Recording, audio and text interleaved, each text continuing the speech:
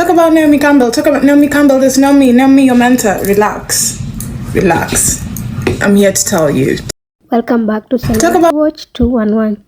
A Kenyan influencer and digital content creator, Elsa Majimbo, shocked the netizens with the news of their fallout with Naomi Campbell. In a TikTok video that has since been deleted, Elsa revealed shocking truth about their toxic relationship with the 53-year-old UK supermodel that led her to alcoholism. For those who don't know Elsa, she's a Kenyan comedian/influencer who rose to fame in early 2020 during the COVID-19 pandemic quarantine period, whereby she used to make home-based comedy videos. If you don't spend her your money... satirical monologues featured her eating potato chips. Being broke teaches you how to behave in a crisis. It's called leaning back to a pillow and using a pair of tiny 1990s sunglasses as a prop. From the day she blew up, Elsa Majimbo became a household name and she got to meet celebrities like Naomi Campbell, Rihanna, and Steve Harvey, among others. Here's what Elsa said regarding how she met Naomi and what led to their fallout, as well as the consequences of that disagreement on her. Today, what happened? Talk about Naomi Campbell. Talk about Naomi Campbell. There's Naomi, your mentor. Relax. I'm here to tell you today what happened. So, in December of 2020, Naomi was coming to Nairobi to do some shopping. She was on holiday, but on a remote place. So she was in Nairobi doing shopping. And I texted her and she told me she's in Nairobi. So I was so excited to meet her. She was the first celebrity I was ever going to meet. Guys, I was through the roof. She texted me, she was like, hey, I'm here. She texted me the location. I went directly. I went with my brother. So my brother and I, we met her, we did some shopping. And as we're shopping, she's like, oh, you know, the plane that's taking us back actually has couple more seats. Do you and your brother want to join us on holiday? Hell yes. So I was like, oh, that would be so lovely. But I texted my dad, I said, hey, get the car ready, I'm coming to the house. We are going to the airport in an hour to meet Naomi Campbell so she can take me on vacation. So we go on vacation. We had like a very nice vacation. Naomi took care of me the whole entire time. We were staying on the beach or doing this, and then like this, that, eating, just having fun, you know, what people do on vacation.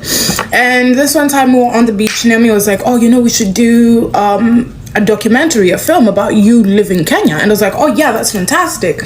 She introduced me to a couple of people in Hollywood. It was so lovely. So a couple of people, she was on vacation, were coming to Nairobi after the vacation. They were staying at the Kempinski. So I went to see them at the Kempinski when the whole thing was over. So I sat down with them. I was talking to one of them, and one of them was like, oh, it's so, like, how did you meet Naomi? And I was like, oh no, I texted her on Instagram, blah, blah. And she was like, oh yeah, she told us like she made you and she built you and she made your career. And I was like, what? No, that's not what happened. And I was like, you mean like helped me and like promoted me? And she was like, no, like what you have is because of her. And I was like, oh yeah, no, that didn't happen. It is very important you remember that part for later. Okay, so time goes by.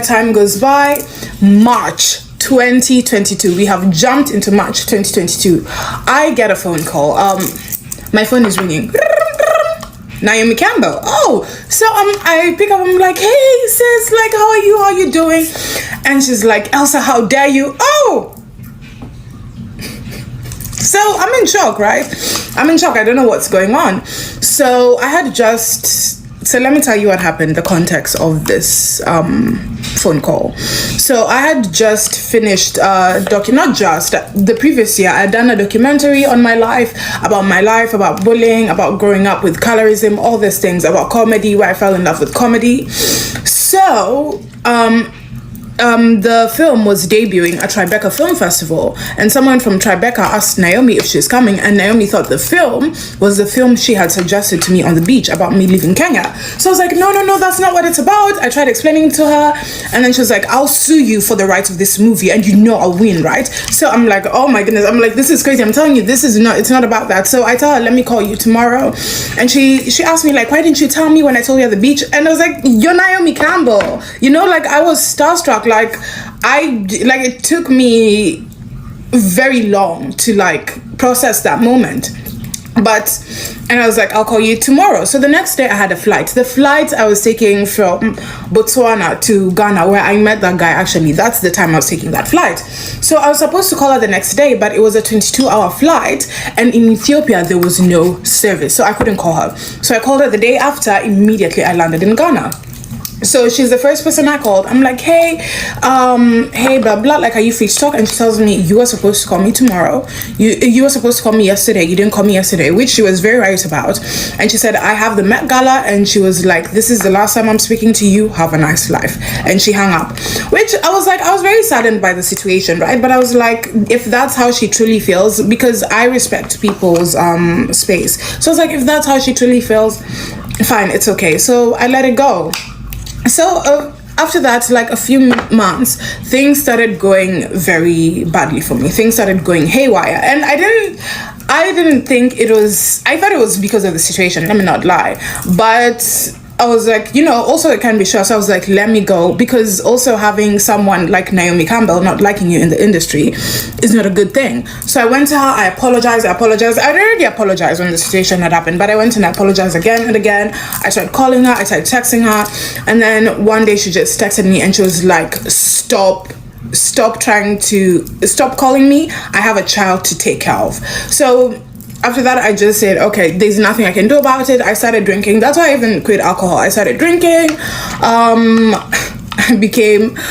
started drinking a lot. Yeah.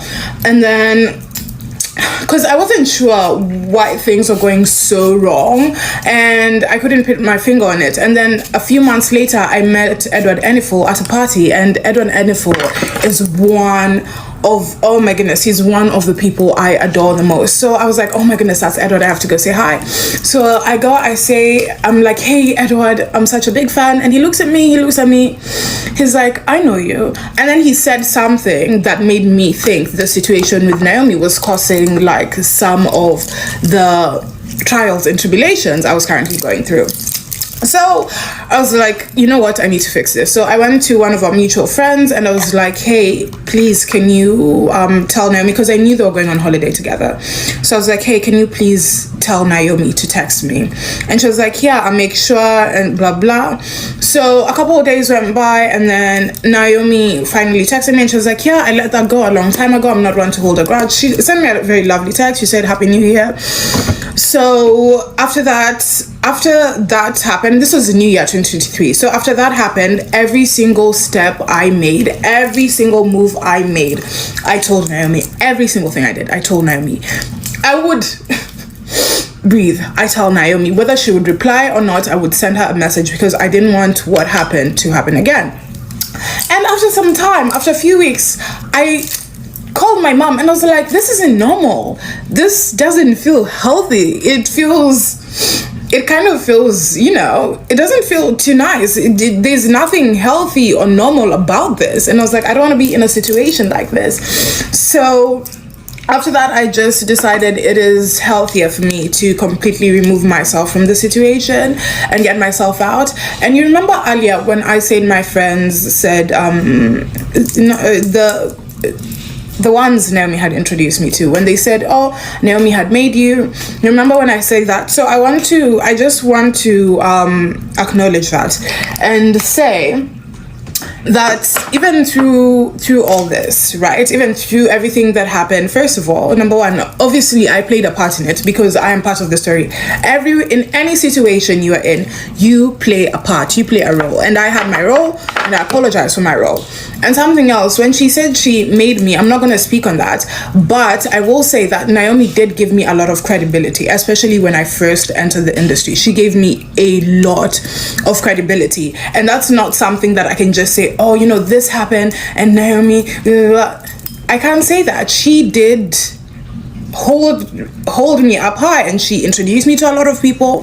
She made me feel special. She did a lot of things for me. So I wouldn't say she made me, but she did play a big role in a lot of the things that I did in that space during that time. So yeah, me and her, we're not friends, we're not enemies, we're not anything, just not really in association.